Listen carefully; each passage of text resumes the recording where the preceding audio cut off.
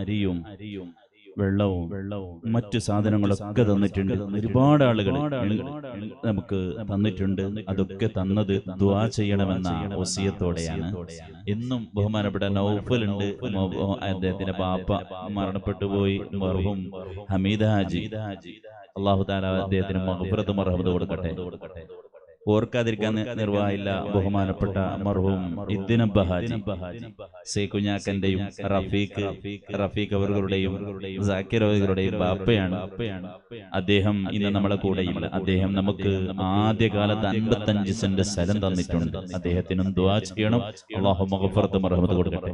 അതുപോലെ ഇന്ന് ഉംറക്ക് വേണ്ടി പോയ ബഹുമാനപ്പെട്ട ഖാദർ ഹാജി അവர்கள், അദ്ദേഹത്തിന് ഇന്നലെ നമുക്ക് ഈ സ്ഥാപനത്തിന് ഇവിടെ വന്ന് ദുആ ചെയ്ത് ഈ സ്ഥാപനത്തെ കണ്ട് അദ്ദേഹത്തിന് സ്വീകരിക്കും നമ്മൾ ചെയ്തു. മാഷാ അല്ലാഹ്.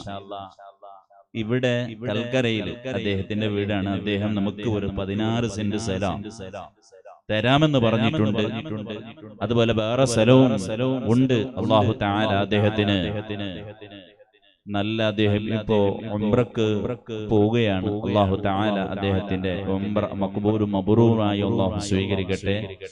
എല്ലാവർക്കും തങ്ങളവർക്ക് ഇപ്പോൾ ദുആ ചെയ്യും.